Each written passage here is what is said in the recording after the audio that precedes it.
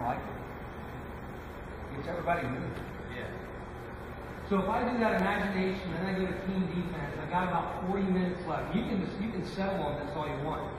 Last night I did it, and then after I did the imagination and team defense, then I had my catchers throw, put them in the corner, and I had them throw to infielders covering the bag. So I put my shortstops there, my second baseman there, and I said, who's got the bag? I threw it to them, they come up, put the tag on, and we just did that one, just like the catchers. Then what I did was we hit, and then we closed with team horse. Now most of you know horse, but what I found was, you know what, you can get through team horse quicker than horse. It's still horse, they love it, pig, goat, whatever. But you can do more reps, condense horse into 10, 15 minutes instead of 20, 30. What's team horse? So like if you have 10 guys there, okay, what I do is I got a deck of cards and they each pick a card, and then I just so happened I had two guys draw aces. It's exactly that. Yeah. So now the first guy is partnered up with the seventh guy, and then if either one of them get a letter, then they're teams. And once they get either one, you can accomplish. You can keep drilling, keep repping all the while, knowing that you'll play a game at the end if you pair them up. Just condense it. Okay. All right. Yeah. How long did you do team defense for? When you ran Yeah. You know, and last night was the first time, that was my evaluation time. I had a couple kids I had never seen throw a ground ball. So I was like, I want to see them throw a ground ball. I had a couple kids I wanted to see how skilled they were taking their sign and throwing. So I used it more as an evaluation than as a teaching time. If you want to teach out of it, which you absolutely should, when we did it with the Heat, you know, we did it in a first and third situation, and that pitcher, I mean, they were just both, whoa. So, you know, a whole lot more, timeout. You know, so just have a plan as to what you want to accomplish. Do you want it to be a ground ball drill? Do you want it to be that first and the third? Because if you do it as a first and third, you'll get less ground balls.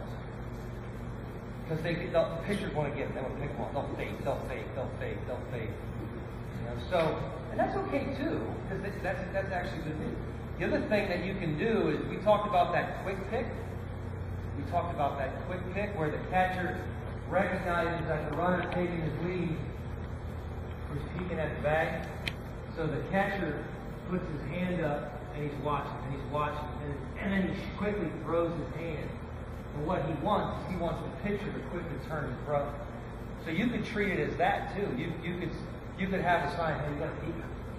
And then your catcher's looking, and then you practice that. So there's so many variables there, and you only experience it once you do it, you know. But I think you're going to find that, okay, we got a lot of things at play. We got the runner, you can be as creative as you want with the catcher. I've even thought about having the catchers throw some runners out. I just don't trust them yet. You know, I absolutely don't trust them. I think they'll throw a missile at the pitcher and then. But you could. You could have to say, hey, throw it over Ichiro's head. You understand? Throw it up. I just want you to work on getting it out of your glove. But until that time, until I trust them, I won't do it. But maybe you do trust them. If there's nothing else, I mean, if you haven't come across, I know, Dirk, you mentioned about the horn series or the pick. We did the horns 1 was what we used as just a throw to first. Horns 2 is a inside move. Horns 3 was the fake third, and then horns. Did you see horns 4? Yeah, that's a pitch out. That's what we used. And again, the fake. Yeah. Just the third was that bear down.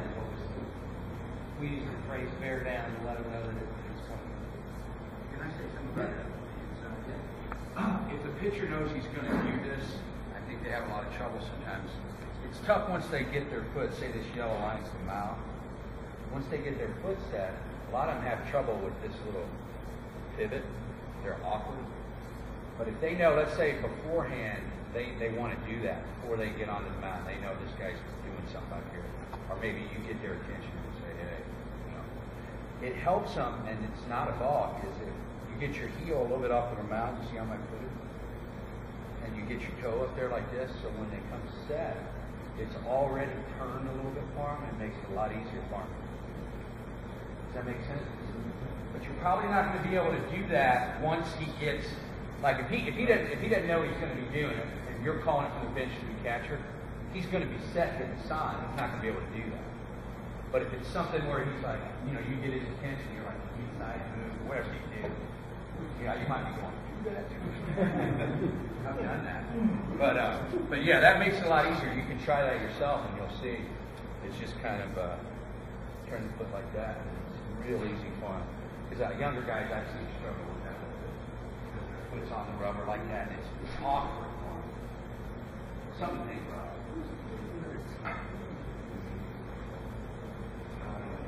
The other thing.